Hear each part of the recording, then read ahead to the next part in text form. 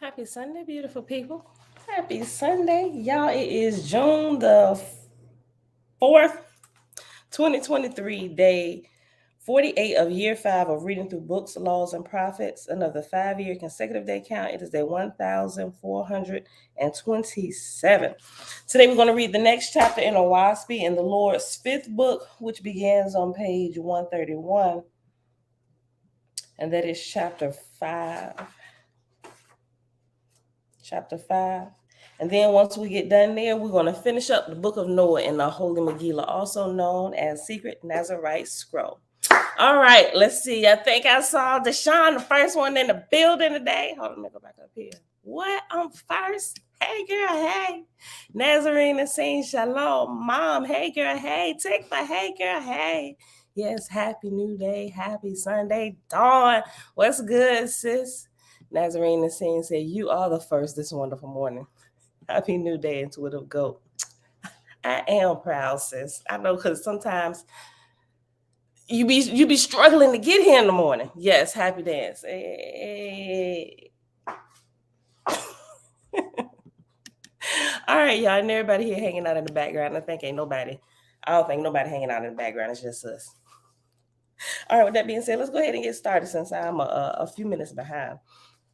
I think I'm gonna create or have somebody create for me a 2-minute intro. I mean, no, not a 2-minute intro. My intro is already almost 2 minutes, but maybe like a 2-minute countdown. A 2-minute countdown, because in the beginning it's like 30 seconds. So this morning I just hit the loop button real quick because I had to grab some other things. So just in case you wonder if I forgot to do something, no, I did that on purpose. So all right, y'all. Page 131. In the Owaspy at the bottom, the Lord's 5th book. All right. Thus the Lord established 5 peoples who were saved from Pan, and he commanded them to preserve Panic words in their respective countries, and so preserve them, many of which exist to this day. Here followeth then what became of these Ehings, to wit. To those that came to Gautama survived 21,000 years, and then became extinct as to tribes. And after tribes is reference number 2. And 2, actually, let me read the next verse because it's the same footnote. Verse 3 and 4, I'm going to read together. Those who came to Gautama survived 21,000 years and then became extinct as to tribes. Those that came to Japheth survived 21,000 years and then became extinct as to tribes. So tribes at the end of verse 3 and at verse 4. At the end of verse 3 is reference number 2. At the end of verse 4 is reference number 3, but it's within the same footnote 2, 3 at the bottom. And it says extinct as to tribes. Next page. Those that came to Shem survived 12,000 years and then became extinct by amalgamation. After amalgamations is reference letter D. Remember, the letters are at the end of the book. So on page 137, D says, nevertheless, in hundreds of years after, there came into Shem Ehings from Japheth who survived thousands of years. See First Book of God, chapter 14, verse 11, 1891 edition. Oh, you didn't miss it. Thank you. Y'all be paying attention. Okay, let me pause.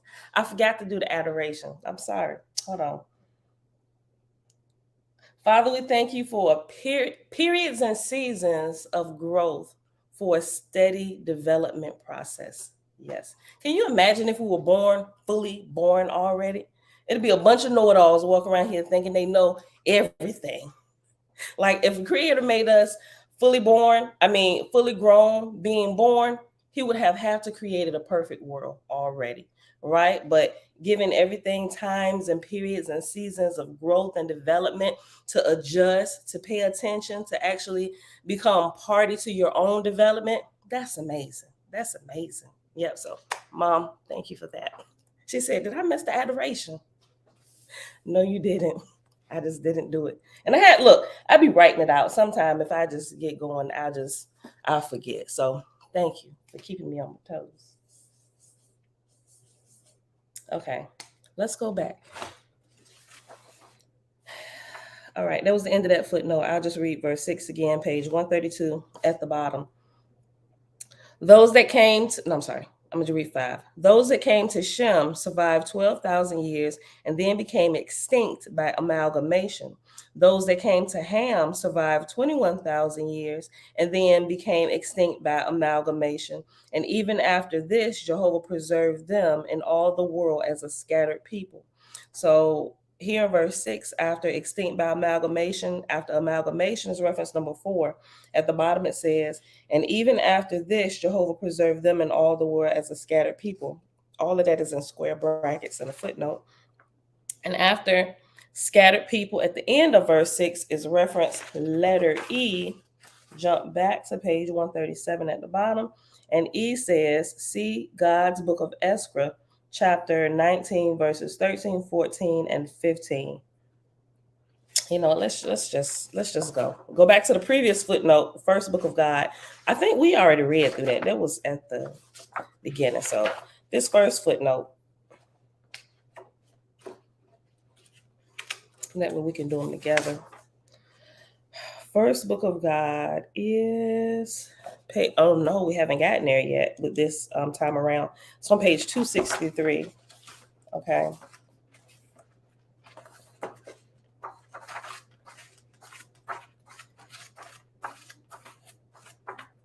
Okay, 263. Okay, so E's footnote where, I'm sorry, not E, D, where it says, nevertheless, in 100 years after there came into Shem Ehims from Japheth, who survived thousands of years. See first book of God, chapter, I had to pause and go slow for this Roman numeral. 14, chapter 11. Okay. First book of God, chapter 14, or XIV.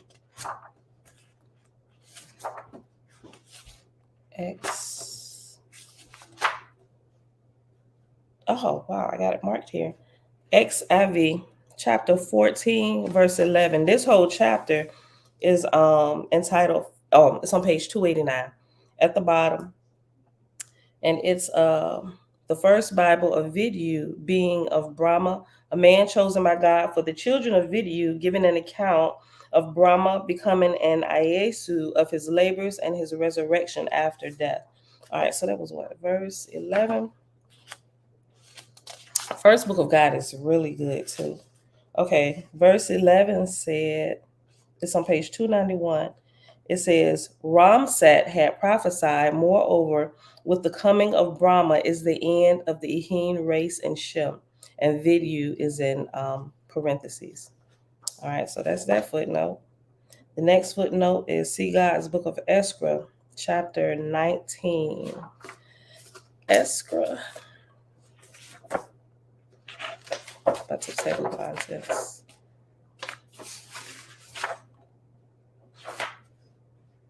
$585.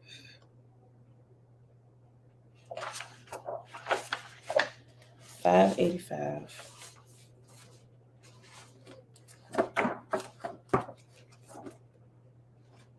Okay. Chapter 19, IX.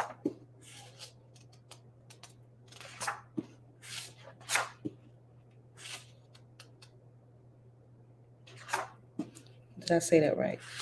IX? 19? No. Is that 19? IX. Hold on. XII, XIX. Oh, wait. Hold on. What? IX. IX is chapter 9 because X is 10. Okay. All right. Forgive me. Okay. God's book of Esra, chapter 9, which is IX, verses 13, 14, and 15. I'm going to get it together, y'all. Okay. Page 590, verse 13, 14, and 15. The time is also now at hand when the Ehims will cease to dwell on the earth. And after Ehims is actually reference number 12, and 12 at the bottom of this page says, the Ehims, the sacred people, the mound builders, will cease to dwell. This time is also now at hand when the Ehims will cease to dwell on the earth. The darkness which is necessary to the earth will be too much for them. The heavens that have heretofore received their spirits shall be dissolved, and the plateau thereof removed to the outer rim of the earth's vortex. The Lord's reports showed there were at this time on earth 2,300,000 Ehims. Of these, 700,000 inhabited Egypt and western Arabia, 200,000 inhabited China and Japheth of the ancients, and the balance, for the most part, inhabited North Gautama toward Han Yapan. Such then were all that remained of a people that once covered the whole earth, more than 1,000 million of them. And at the end of verse 14, after Han Yapan, there's reference letter D.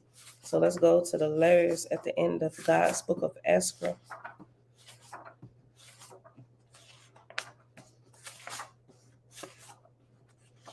It's a pretty long book. And that is on page 640. And D says, that's what the name of Central America is. I always forget. Han Yapan, North Gautama, Han Yapan, and South Gautama, or North America, Central America, South America. That's what it is. Reference letter D. Han Yapan, Central America. I don't even know why. It's like a whole nother, you would think North Gautama, Central Gautama, South Gautama, Gautama. Yeah. Hold on. Han. Yeah. Pan. I always forget this. America. Okay. All right. So that's the end of that footnote. Go all the way back. The Lord's fifth book, page 132. Okay. Verse 6. Those that came to Ham survived 21,000 years and then became extinct by amalgamation. And even after this, Jehovah preserved them in all the world as a scattered people. Those of Gautama attained to 1,000 large cities and 3,000 small cities, being more than 4 million souls. And they never had any king or queen or ruler save the Lord, who ministered unto them through the city fathers. And they retained their sacred name of Gautama to the last. But the Ehuans called them Ochlopan, signifying people of another world, or in square brackets after world is continent, and after world is reference letter F. Remember, always follow the footnotes, people. Page 137. At the end of this chapter, letter F says, the North American Indians still have a legend of the mound builders, that they were people who came from another world and dwelt on earth for a long season to teach them of the Great Spirit and of the summer land and the sky. 1882 edition. Let's go back. Page 132. Verse 8. And in course of time, they became diminutive and desired not to marry. And there came great darkness, oak gokak, on the earth, with fallen ashes and heat and fevers. And so the Lord took them up to heaven. Those of Japheth attained to 2,000 large cities and 7,000 small ones, being more than 8 million souls. And they had no king, serving the Lord only. And they retained the name Jaffa to the last. But the Ehuans called them Tuagit, signifying people of spirit light. And there came Aji on the earth, and it touched them with impotency, and they brought forth no more heirs, so the Lord took them home. Those of Shem attained to 600 large cities and 2,000 small cities, being more than 2 million souls.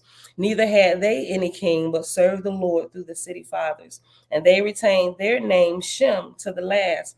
But the Ehuans called them Shri Vedi Iyi, Shri Vedi Iyi, signifying people of the true light, woman-like, and impotence came upon them, and they disappeared, even as a drop of water in the sunlight, and no man knew when they ceased to be. But hoping to preserve their seed to the Lord, many of them married with the Ehuans, but their children became Ehuans too. But their children became Ehuans also, neither having the silken hair, nor the musical voices of the Ehims, nor the light of the upper heavens. Those of Ham attained to 1,200 large cities and 3,000 small cities, being 4 million souls. But being mixed colors, they did not become impotent, but they broke the law of God more than all the other faithists, being of warm blood, and they mixed greatly with the Ehuans.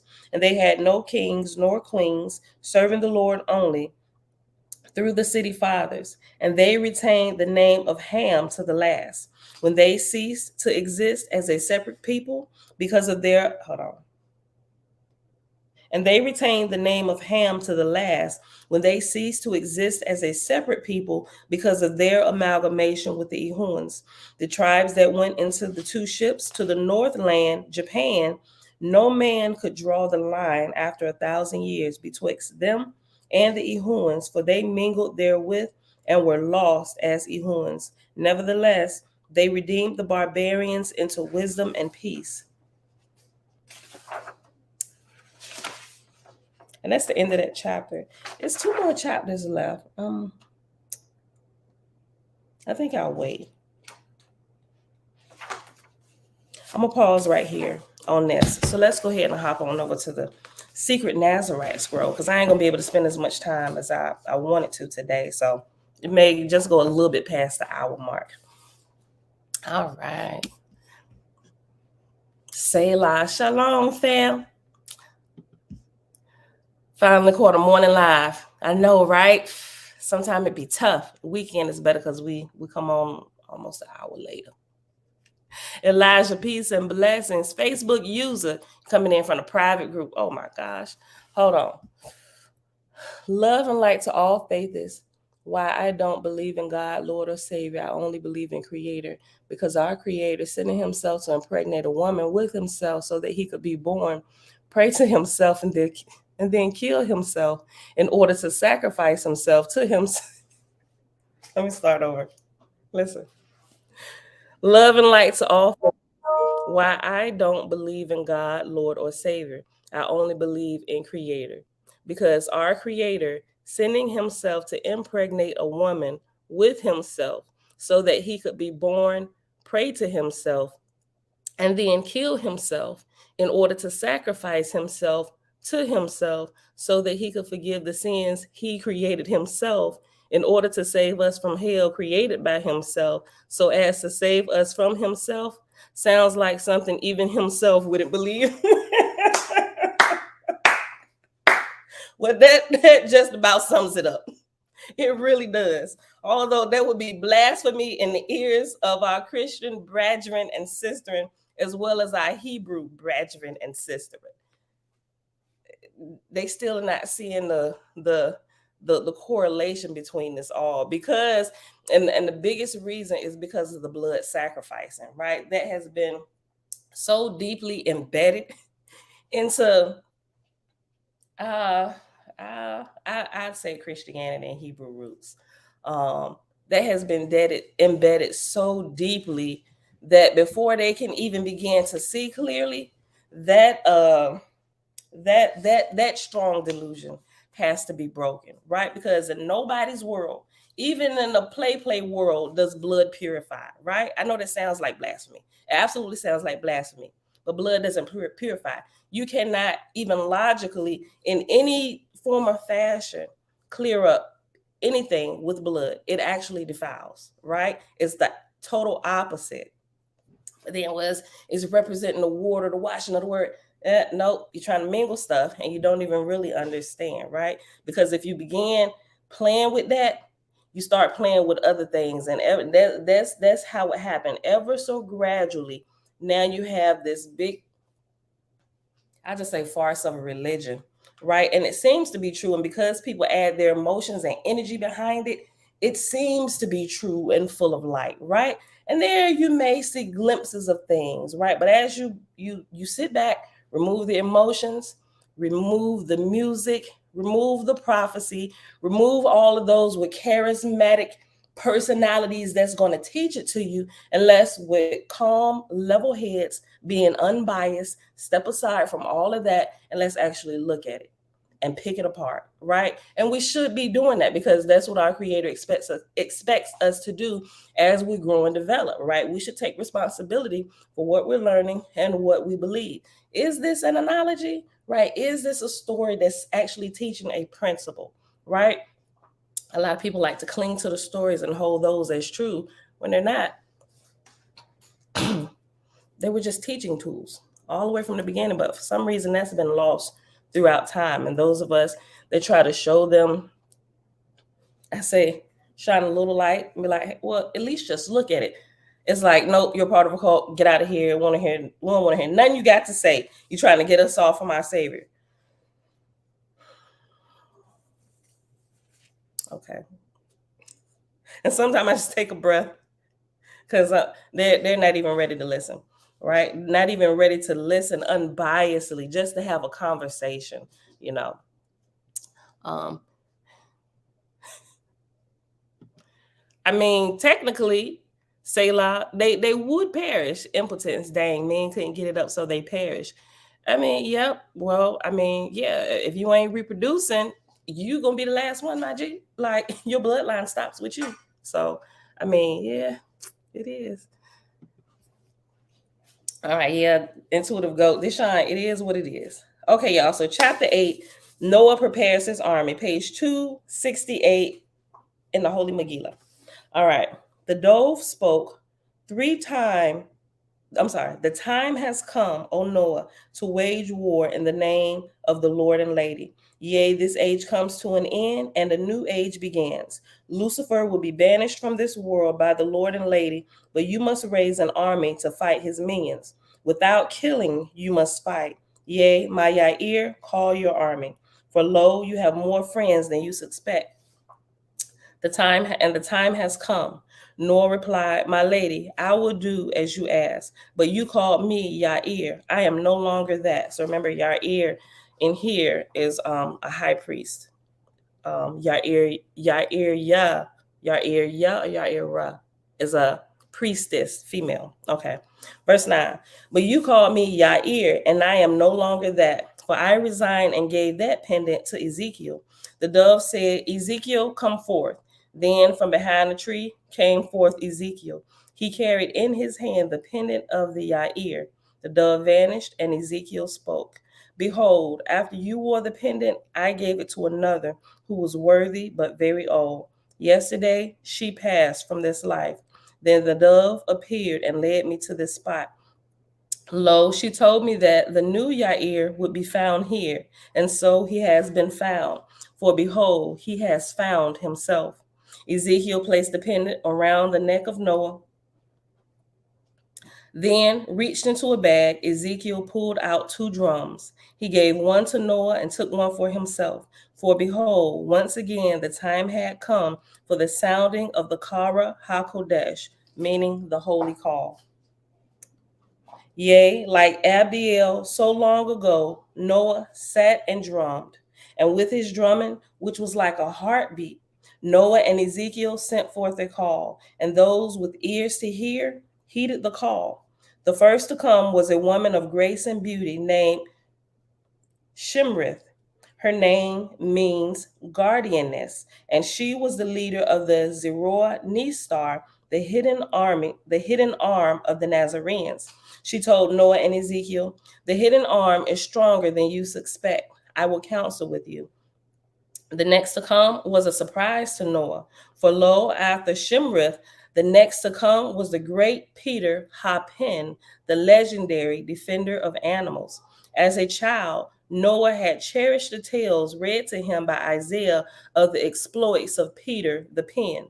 Noah never doubted the truth of those stories from the Holy Megillah, but he never suspected that Peter still roamed the forest of the world, and certainly he did not expect to meet him. Standing beside Peter was an amazing array of creatures. There were recognizable animals such as birds, deer, and squirrels, and there were other creatures that Noah did not recognize. There were forest sprites, water fairies, plant devas, and other creatures left from the original Garden of Eden, even a unicorn. I want to see a unicorn. And all were united by the call of Noah. And all were united by the call of Noah. Yea, all had come to pledge their help in the war against Seraphim. Hold on, I'm getting tongue tied. Hold on. Okay. And all were united by the call of Noah. Yea, all had come to pledge their help in the war against the Seraphim. Next came 3 surviving Nazarene lions of Zion, Daniel, Mishael, and Azariah. Okay, 3 Hebrew boys. Ezekiel saw them, being their commander, and introduced them to the assembly. Next came several Nazarenes who had survived the persecution and heard the Korah HaKodesh. Noah said, "You are those who have ears to hear from a great distance. Now we will move from town to town. Yea, we will drum in the forest outside of each town. We will gather many more this way. Then we will launch our war." Behold, as Noah had declared, many more joined their army, and many encampments were made in the forests of the lands. And lo, these encampments were protected. For behold, the birds of Noah's army served as spies, warning the encampments when seraphim came near. And each encampment was small and mobile, wherefore they could be quickly moved. And the birds also served as messengers between the camps, and all the creatures of Noah's army served to the best of their ability. Yea, between them there were many diverse skills, and they were unlike any army ever assembled. Lo, for 7 years Noah assembled Nazarene armies in many lands. Noah became known as Noah the Baptizer, for he baptized hundreds. Behold, many of those who heeded the call of the drum had been prepared for this day by Isaiah. For lo, he had told the people that this day would come and that they should heed the call of Noah and the drum. And so the public ministry of old Isaiah had not been without fruit. After baptism, the new recruits were trained in Zion and various arts of nonviolent warfare. After 7 years of preparation, Noah perceived that the time had come to launch the war. For behold, the rumblings of the earth had grown greater. Yea, earthquakes, storms, tornadoes, and giant waves were signs that the earth could no longer endure the atrocities of the seraphim and their servants. And so Noah fasted and prayed for 40 days and was shown many things by the Lord and Lady. Then he called his chiefs together for a final council. He shared with them the message of the Lord and Lady. A plan was agreed upon. Then lo, the war was launched. Chapter 9. Noah launches his war. Behold, the Lord and Lady had declared unto Noah that on the morning after the next full moon, they would banish Lucifer from this world. Lucifer and his seraphim would be made to leave this world. I didn't get that. Could you try again? No, because I'm not talking to you, nosy. Okay.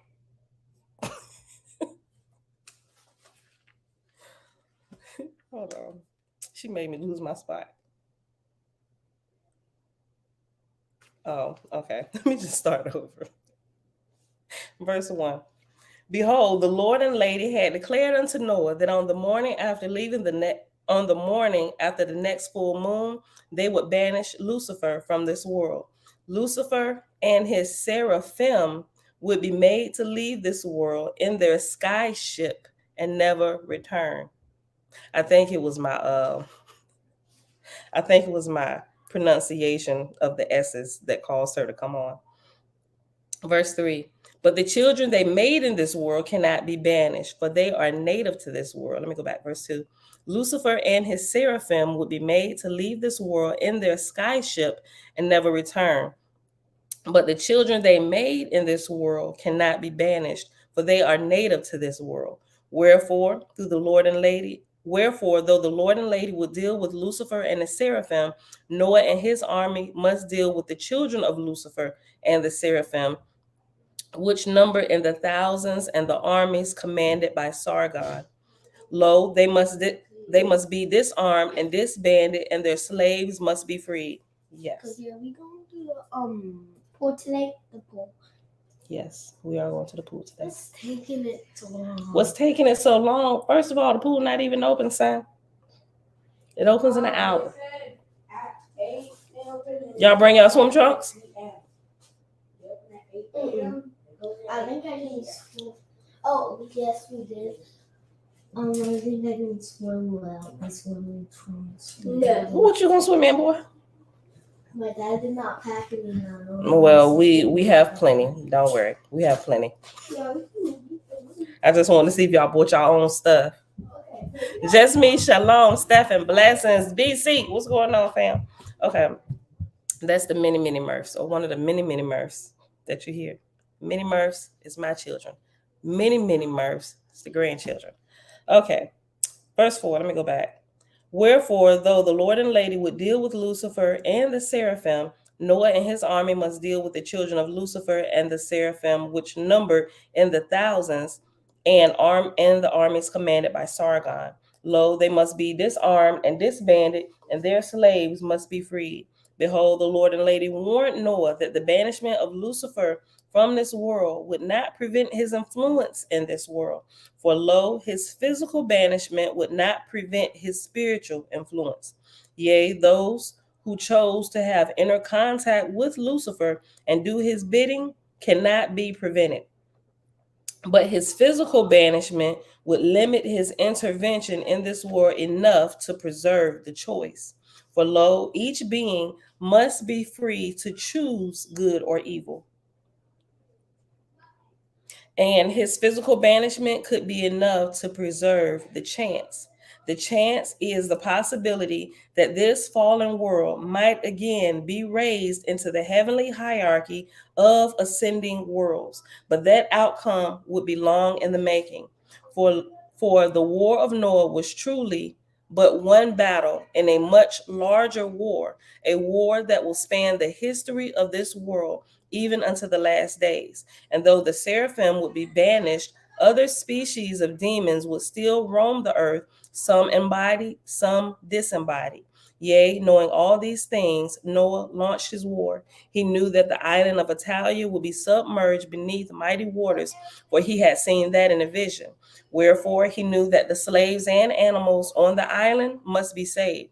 And so, before launching the war, he sent Nazarene lions to the island, posing as slaves to prepare the slaves for their rescue.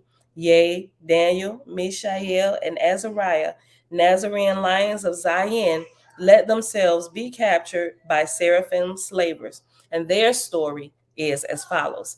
Let me get this. I'm interested in seeing this different story.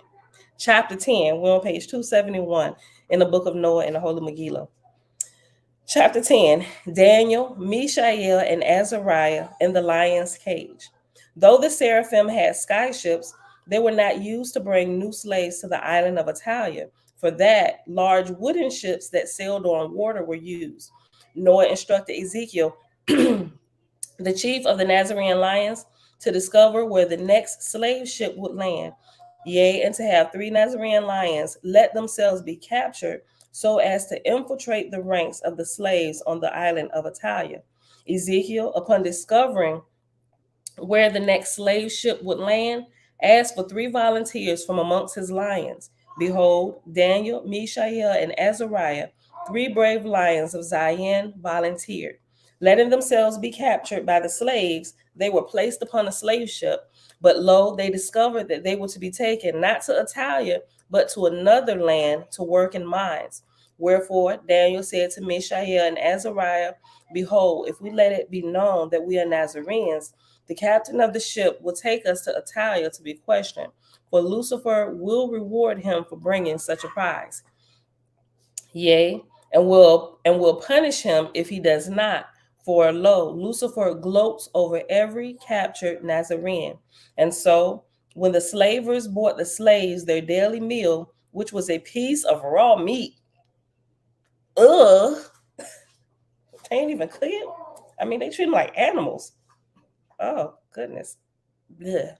And so, when the slavers brought the slaves their daily meal, which was a piece of raw meat, the 3 lions made a show of refusing the meat.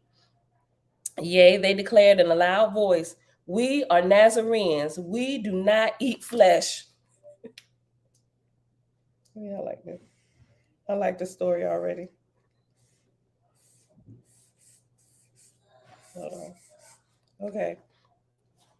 And when the slavers brought the slaves their daily meal, which was a piece of raw meat, the three lions made a show of refusing the meat. Yea, they declared in loud voice, "We are Nazarenes, we do not eat flesh." And when the captain of the ship was told, he declared, "We must take them to Italia, for such is the will of the Lord God." Remember, the Lord God here, which is the one we see in the Bible, starting off from the very beginning in Genesis, is Lucifer himself, right? But if you don't read anything other than the Bible, you never be able to put them pieces together. So Lord God in Genesis is actually Lucifer, right? Major plot twist. At verse 14, and when the captain of the ship was told, he declared, "We must take them to Italia, for such is the will of the Lord God." When they arrived at Italia, the Nazarene lions were sickened by what they saw.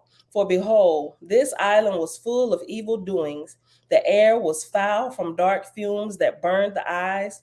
Much of the forest was cut down to make room for huge herds of animals for meat. Terrified slaves toiled at unseemly works. Those who slowed their labor were hung by their feet and butchered for meat, to feed the Canaanite cannibals that guarded them. Ugh. And the Canaanites were under watchful eyes of seraphim soldiers, for no humans, not even the Canaanites, were fully trusted. Wherefore the numbers of human soldiers on the island was kept to a minimum for fear of a rebellion. And that is also why Lucifer made them into cannibals. For behold, this tightened his control over their weakened minds. So we learn early on in here, the best way to control humans. This is, if you go back to the beginning with the story of Adam and Eve, that gives you all this. In order to control humans, to weaken their mind, to weaken their spirit, they have to be made to eat flesh, like slaughter and kill. This is what gives evil entities control over your dominion, your domain, your temple, right? Listen. Oof. Let me go. Let me just go back to verse 20. Page 271, Holy Megillah. Those who slowed their labor were hung by their feet and butchered for meat, to feed the Canaanite cannibals that guarded them. And the Canaanites were under faithful eyes, and the Canaanites were under watchful eyes of seraphim soldiers. For no humans, not even the Canaanites, were fully trusted. Canaanites here is who we know as the Canaanites, right? Okay. Verse 22, wherefore the numbers of human soldiers on the island was kept to a minimum for fear of a rebellion. And that is also why Lucifer made them into cannibals. For behold, this tightened his control over their weakened minds. The three Nazarene lions, Daniel, Mishael, and Azariah, were taken to the castle of mixing called Babel, which was of great evil. And after Babel is reference number 1. And one at the bottom of this page says, the Hebrew word Babel means gate of the gods and confusion. All right, go back up, verse 25. At this place, the essence of one creature was mixed with that of another, and loathsome monsters were made. Also at this place, important prisoners were questioned and tortured. Yes, baby. What? You want to see? Bring a chair over, son.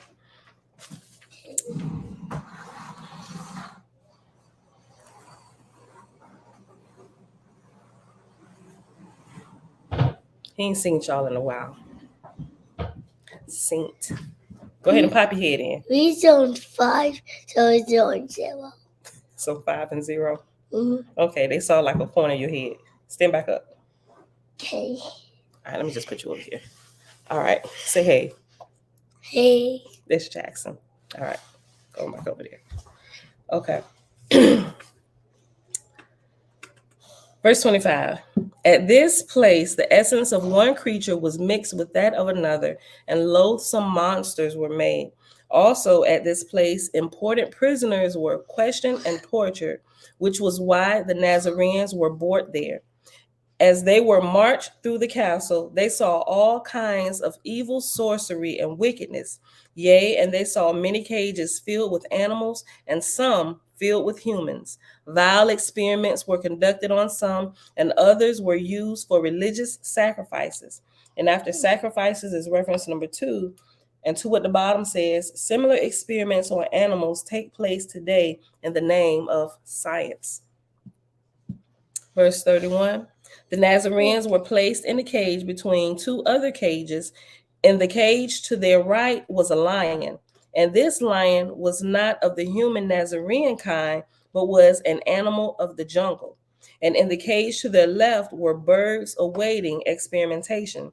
To Daniel's surprise, he knew one of the birds, a colorful talking parrot that often rode on the shoulder of Pen. The bird looked at them knowingly, but said nothing. Lo, though Daniel knew it not, the Nazarene lions were not the first to infiltrate the island of Italia. For behold, the birds of Pen's army had already come. I mean, you can, but you need to stay close if I need to use them. And don't you write on anything.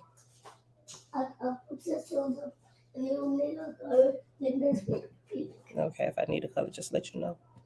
Okay. Lo, though Daniel knew it not, the Nazarene lions were not the first to infiltrate the island of Italia.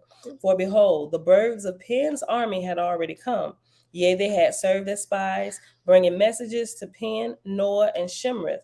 And these birds had spread word amongst the animals on the island of the coming battle for their liberation. Yea, and had enlisted many to their cause. For Noah had seen in a vision a part to be played by these animals, and had sent word by the birds. For 7 days, the Nazarene lions refused the meat they were offered, preferring hunger to flesh. Yeah, I would have just been hungry. I could stand to lose a few pounds. No, thank you. I'm just not going to eat. I love food. I'm going to take this time to fast and pray. Oh my God. For 7 days, the Nazarene lions refused the meat they were offered, preferring hunger to flesh. Then came Lucifer to gloat over his hungry prisoners. Lucifer had no idea that a major rebellion was in the making, neither had he any knowledge that he was about to be banished from this world. But he wanted to obtain information from these Nazarenes. on the whereabouts of Nazarene encampments. Yea, and he wanted to know the total number of Nazarenes that yet survived.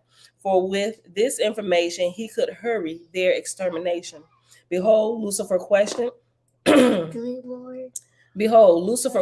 Nazarenes, but received no information. Instead, when he asked them questions, they responded by quoting passages from Nazarene scripture. When the 3 Nazarene lions refused to give Lucifer their names, he said, I will give you new names as I do all my slaves. To Daniel, he gave the name Shadrach, which means servant of Aku. For Aku was the seraphim in charge of training slaves. Lucifer mocked Daniel, saying, Aku will teach you good manners. To Mishael, he gave the name Meshach, which means I am weak. For lo, this was Lucifer's way of mocking Mishael. For Mishael was a huge man, the strongest of the Nazarenes. Lucifer told him, you who were once strong have become weak and powerless in my cage.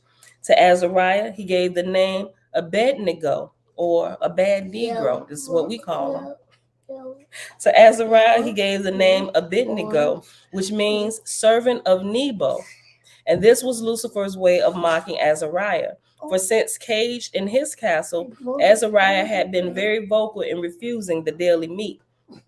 Whereas Daniel and Mishael silently refused to eat the meat, Azariah had delivered a discourse to the guards on the evils of eating flesh. Nebo was a seraphim in charge of animal sacrifice in the temple of Italia. Nebo was a seraphim in charge of animal sacrifice in the temple on Italia. Lucifer mocked Azariah, saying, you will become the servant of Nebo. Yea, you will learn the joy of animal sacrifice. Then Lucifer ordered that the 3 Nazarenes be beaten, that they might answer his questions. After they were beaten and still did not answer his questions, he ordered that they be tortured with staffs of fire. After they were tortured and still did not answer his questions, Lucifer became enraged. He shouted, "Do you see that lion in that cage next to you? We have kept it hungry, not feeding it for days. If you would not answer my questions, you will be thrown in the lion's den." When the three Nazarenes still refused to answer his questions, Lucifer screamed, "Give them to the lion." The three Nazarenes were put into the cage of the hungry lion. When the lion did not immediately begin to kill and eat them, Lucifer told the guards, "Send word to me when the lion begins to eat them." Then he stormed out of the room. But the lion did not eat them, for behold, the talking parrot who often rolled the shoulder of Pen had spoken to the lion. Yea, the lion knew that these Nazarenes were enemies of his captors and that they had come to free the animals of Italia. The parrot began talking to the guard, saying, Do you have a wife? Do you have a wife? I would make a great gift for your wife. Save me from these experiments and take me as a gift for your wife." The guard considered this and said, "A talking bird would be a good gift for my wife. I will take you home tonight." That night, when the guard took the parrot from the cage and carried him outside the castle, the parrot escaped. I mean, how can you trust a talking parrot, dummy? Like, did it not once cross your mind? Like, this parrot is reasoning with you. Wouldn't I make you got a wife? Wouldn't I make a great gift for your wife? Like, at no time did you think about this parrot, like, asking you a question about your family. Like, you are an animal, my G. You are a bird. Like, don't we teach you to talk? Don't we give you the vocabulary and the understanding to talk? How are you now asking me about my personal life? Yes, I got a wife. Mom, Yes. Sai's not giving me the iPad. How did he even get it? Because I know I unlocked it for you. I decided to put it on my lap for a minute. I needed to get something. Sai decided to get it. Well, she don't have it. She doesn't have it. How did you give it back? Put it in her hand. These kids. Okay. All right, let's back to this talking parrot. Verse 79. Yes, baby. Yeah, okay. The parrot began talking to the guard, saying, "Do you have a wife? I will make a great gift for your..." Mom? Yes. Never don't let Sai on the iPad because he's just gonna cut off the iPad. I bet he logged himself into Roblox too, didn't he? No, he didn't. Oh, he didn't. He didn't have time for support. A piece of paper. Give him a piece of paper. And make sure you write on that paper. Don't go on my table or nothing else. You understand? Okay. Jackson, don't use the marker. Yeah, you don't have to give me this, homie. Give me these. You need a pencil. Just in case your pencil goes off the paper. We can erase that. Hop down. Hop down. You gonna sit here? Come over here. She gonna bring you paper. You gonna do your homeworks? Okay. Well, she gonna bring you paper so you can do your homeworks. Okay. All right, y'all. Back to this talking parrot again. Verse 79. The parrot began talking to the guard, saying, "Do you have a wife? I will make a great gift for your wife. Save me from these experiments and take me as a gift for your wife." The guard considered this, then said, "A talking bird would be a good gift for my wife. I will take you home tonight." That night, when the guard took the parrot from the cage and carried him outside the castle, the parrot escaped. The next day, seeing that the lion had not eaten the Nazarene. Hold on, let me highlight this parrot story, y'all. This is funny to me. I would at least ask the question. You ain't trying to trick me, is you? Oh no, said the talking parrot. I do not lie. Don't you know I'm a Nazarene parrot? We don't lie.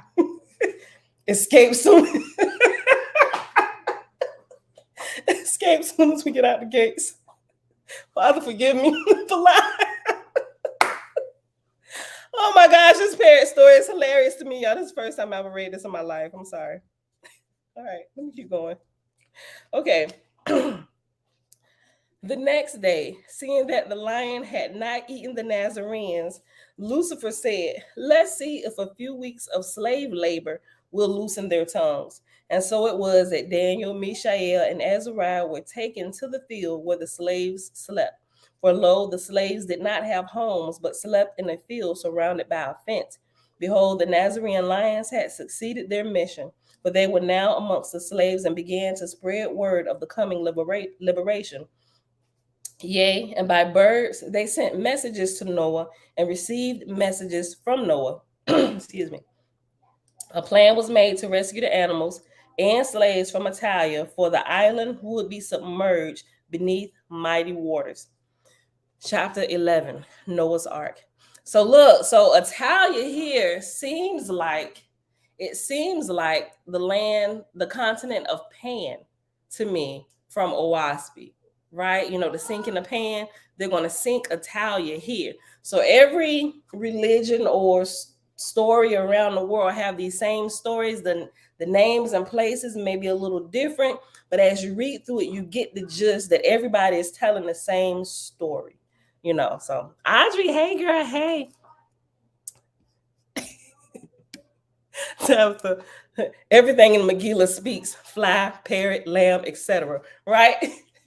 But look, the stories are good. The stories are good. Sometimes I'm like, man, a talking fly, like she wouldn't even hurt a fly, literally. Like, because we so used to all these other religious books and everything, but now the whole Megillah comes and it's giving the animals voices, right? He on them shrooms, Selah, could be, right? Look, but the stories are good, right? The lessons that they teaching, and you think they was on his island, Deshaun on Epstein's island, Epstein, how you say his name, Epstein. Look, okay. Noah's Ark, chapter 11. We're on page 273. On the day before the banishment of Lucifer from this world, Noah, Ezekiel, and Pen led an army of Nazarene lions and animals in the capture of 7 slave ships. Shimrith, the woman who led the Zeroah Nistar, the hidden arm of the Nazarenes, provided information on the arrival of 7 slave ships on 7 shores. Noah hid armies of animals and Nazarene soldiers trained in Zion in the forest near each of the 7 shores. Large elephants charged the ships, and other animals created havoc while Nazarenes tackled and disarmed the slavers.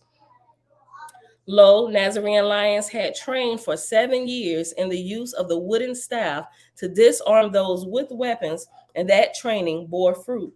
Yea, the slavers were disarmed, and the Nazarenes took over the ships. The crew was selected for each of the 7 ships, and aboard each ship were other crews that would take over other slave ships at Italia. For behold, the plan was to sail to Italia in these 7 ships, then capture more ships in the port of Italia, and use all the ships to rescue the slaves and the animals of Italia. Yea, the slaves and animals would be loaded on the ships, and then the ships would depart the island before it was submerged beneath the waters, as Noah had seen in a vision. Behold, Noah was the captain of the lead ship, and when he chose his crew, he selected not only humans, but also animals. Yeah, let me get a few lions and let me get about 10 elephants. That'd be me. I'd be chill. Let me get the animals. Let me get some birds for the lookouts. Where's that talking parrot? G, right here on my shoulder.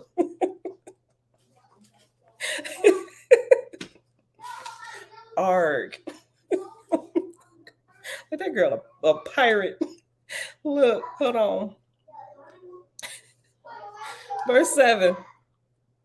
A crew was selected for each of the 7 ships, and aboard each ship were other crews that would take over other slave ships at Italia.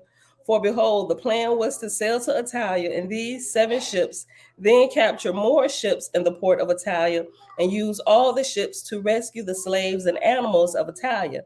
Yea, the slaves and animals would be loaded on the ships, and then the ships would depart the island before it was submerged beneath the waters, as Noah had seen in a vision. Behold, Noah was the captain of the lead ship, and when he chose his crew, he selected not only humans, but also animals. For Noah declared, the animals have helped us capture these ships, and they will help us take the land. Lo, Noah selected one of each kind of animal, that each species would be a part of the battle. Yea, Noah said, each species has suffered at the hands of the seraphim, and each will have a hand in their overthrow. And Noah selected an equal number of males and females for his crew, saying, likewise, both male and females have suffered at the hands of Lucifer, and each shall have a hand in his overthrow. Wherefore did Noah's ark have a most unusual crew. And after Noah's ark is reference number 1. And at the bottom it says, ark is an old English word used to translate the Hebrew word tebah, T-E-B-A-H. The word means wooden box and is used for boat or ship. Whereas tebah is the Hebrew word used for Noah's ark. The other famous biblical ark, the Ark of the Covenant, is in Hebrew Aron, A-R-O-W-N, which also means wooden box. Okay. Uh-oh. They done woke up the king.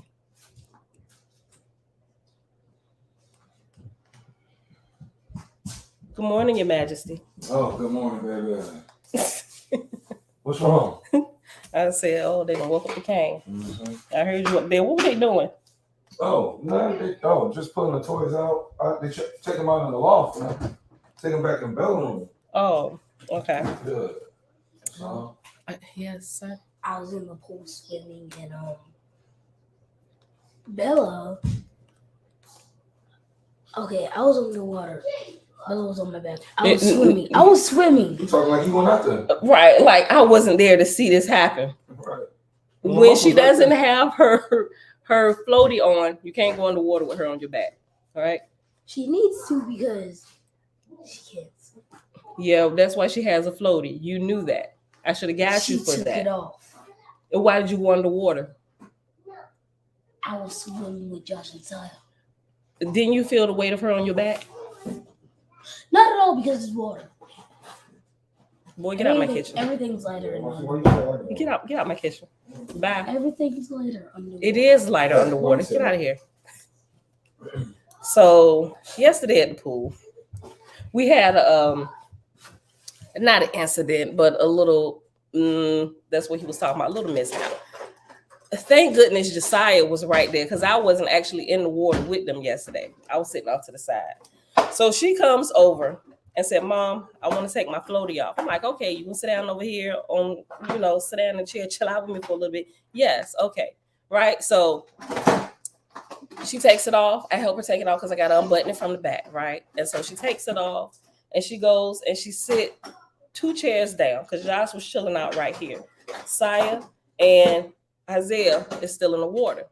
I happen to just pick up my phone, right? Going to the pool. I mean, I take it so I can record, but she was out. The other 2, they in 3 feet. I'm like, okay. So I glanced down like just that quick. So you got to be careful. It can happen so fast, y'all. I'm just like, oh my God. I just cut my phone off. I'm like, see, I wasn't, at least I thought, I wasn't looking at my phone. It had been no more than like 30 seconds for real. Because I saw her get up and go to the pool and she sat on the steps. Right. So when I looked down, I said, don't go in that water without your vest. Right. Okay, Mommy. She had her goggles on. She was sitting on the steps. I glanced down. And next thing I know, I hear Saya scream. So probably about 30 seconds. Right. Saya screams, grabs Bella, and he's pulling her out the water. I'm like, oh my God, what just happened? Like literally 30 seconds. And so she was okay. She had gotten on Isaiah's back. Them 2 were out there swimming, racing. But as Josiah said, Isaiah told her to get on his back. She got on his back. He was supposed to just been walking with her, but he decided to go underwater. He said, Bella, you want to go underwater? She said, yeah. Right. So he said, put your mask on. She put her mask on, which covers the nose. But as soon as they went under the water, she opened her mouth. I'm like, and then when she opened her mouth, of course, the water flowed in. She started freaking out. Isaiah didn't realize it, but Josiah was watching the whole thing. And he wasn't that far, so he got there and he pulled her up. She's not, when she's standing in the water, she doesn't go in the shucks. That was only in 3 feet. But her freaking out because the water got in her mouth. So I just had to grab her and he pulled her out. So she getting out, doing all like, it was just water in her mouth. Thank y'all that she didn't swallow any of it, but she was coughing the water. She may have swallowed a little bit. But she still had her mask on, but the water had gotten in her mouth and she just completely freaked out, So I'm like, get over here and sit down. You're done. Sit down. I told you not to get in there. Even when you went to the steps, that was my fault, right? It was my fault because I should have told her, no, don't even go sit on the steps without the vest. So now it's like, no, absolutely not. That's what Isaiah was just talking about here. So, Gloria, shalom, shalom. Yo, Tabitha said, Grand Rising, Brother James. Hey, what's going on, sister? Sister in the Most High. Look, don't nobody call him Brother James except for people that used to go to church with us. Hey, Brother James. He's like, oh, Lord, why they calling me brother?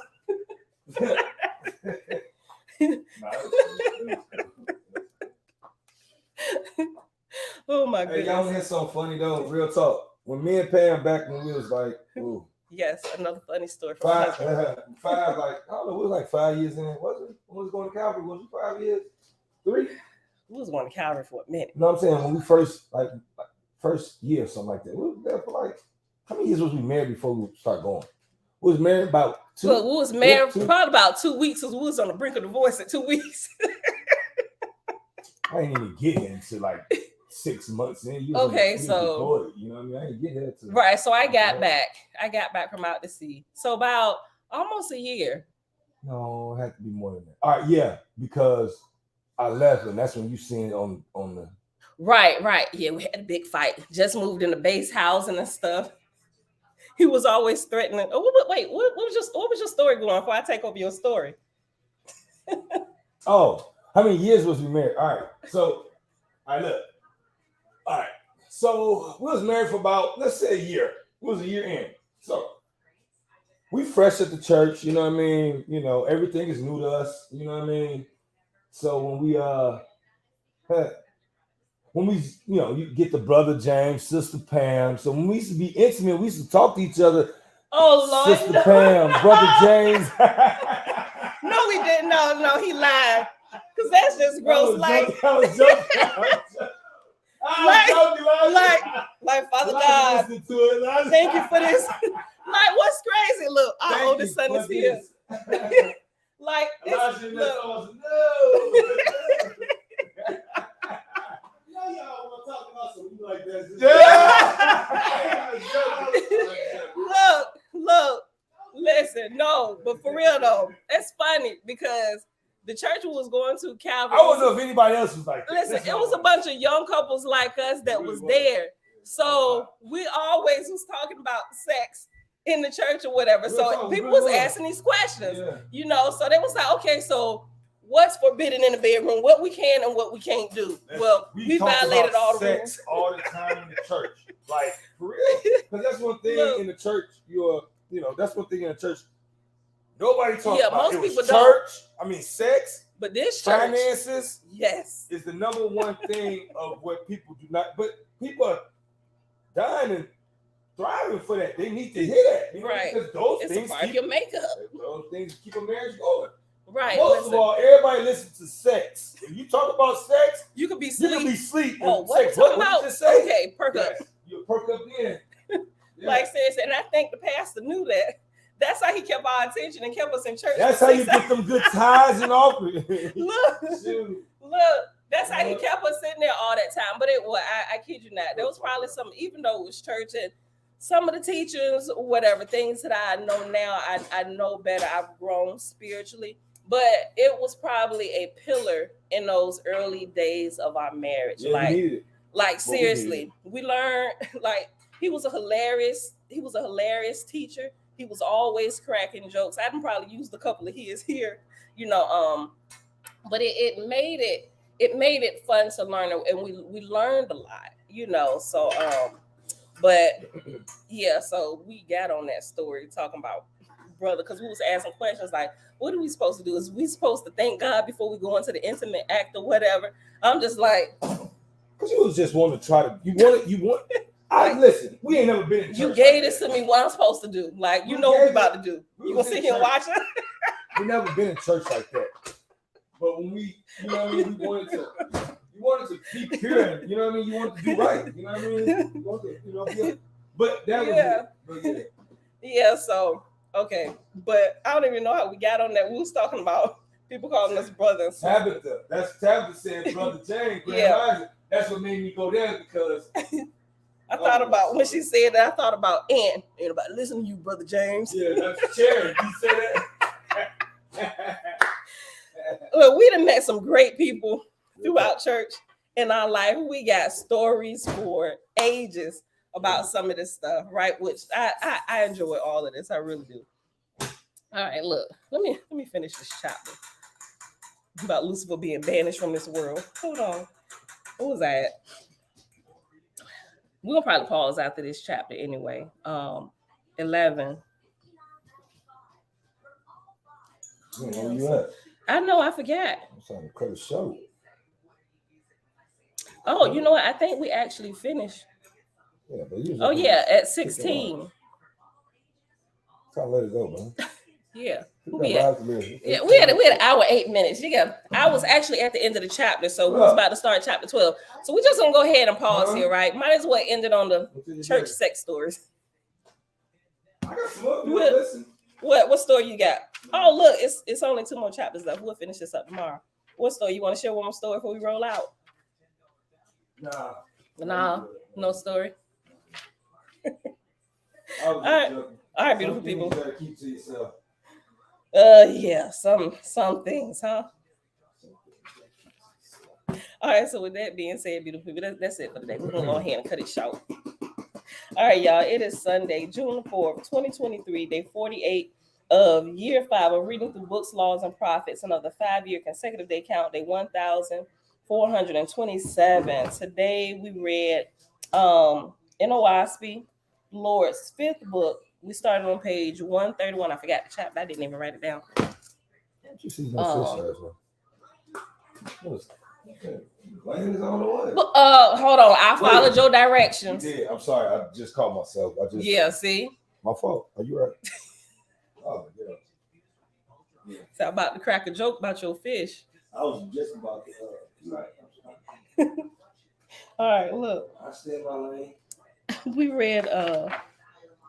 read chapter 5 in Owaspy, the Lord's 5th book, which started on page 131 and went to page 133. And then over here in the Secret Nazarite Scroll, officially called the Holy Megillah, we started on page 268. Yo, can you make another salad? I sure can, babe. 268. Yo, you see that book? I did. I ordered it. You ordered it? I did. Yeah, that was the reason my husband sending me books like, yo, look at this. I ordered it straight away. That's our night reading book. Our night reading book. Yeah. We adding it to our other book. Yeah. We started on page 268 and went to page 274. And we'll finish reading up this tomorrow. So also, Father, we thank you that you understand all things without bias, right? So that's my adoration, my ending adoration. Because I forgot my mama had to remind me this morning early. All right, y'all. I don't think anybody had any questions. Thank y'all for hanging out today. When Mr. Murphy comes down, it's always a pleasure. We can join in and share a funny story or two. Yes, amen. I get this 24/7. All right, y'all. With that being said, I love y'all. And we out of here. Thank y'all for hanging out.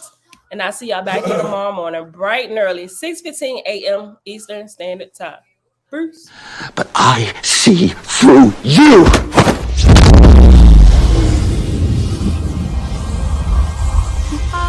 I'm from outer space. I got Milky Way for blood, evolution in my veins. I'm gold. I've been far away. I'm illuminated now, making moves. What did you just do to me? I pushed your astral form out of your physical form. What's in that tea? Psilocybin? LSD? It's just tea. With a little honey. What just happened? For a moment, you entered the astral dimension. What? A place where the soul exists apart from the body. Why are you doing this to me? To show you just how much you don't know. Open your eyes. Been dreaming about flying for a long time. I had a vision from the birds, they want a coastline. What's happening? This isn't real, this isn't real, this isn't real, this is... Dreaming about flying for a long time. I had a vision from the birds, they want a coastline. His heart rate is getting dangerously high.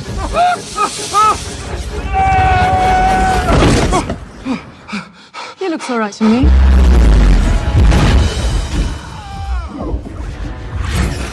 You think that this is the universe is all there is?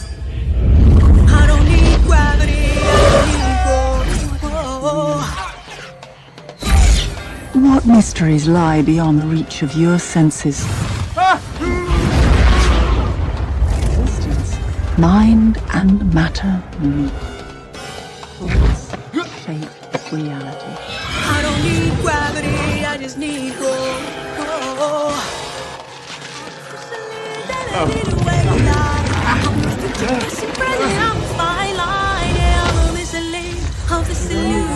I am not really here, I'm an intrusion. I don't swim or sink, I just float. Some benevolent and life-giving, filled with malice and hunger. Dark places where powers older than life and waiting.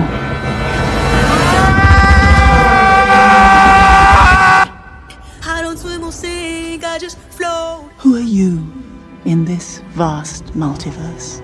I don't need gravity, I just need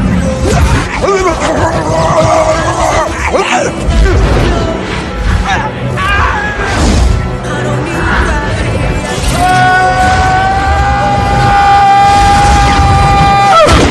need gravity, I just need growth. Have you seen that before in a gift shop? I don't need gravity, I just need growth. Teach me. No.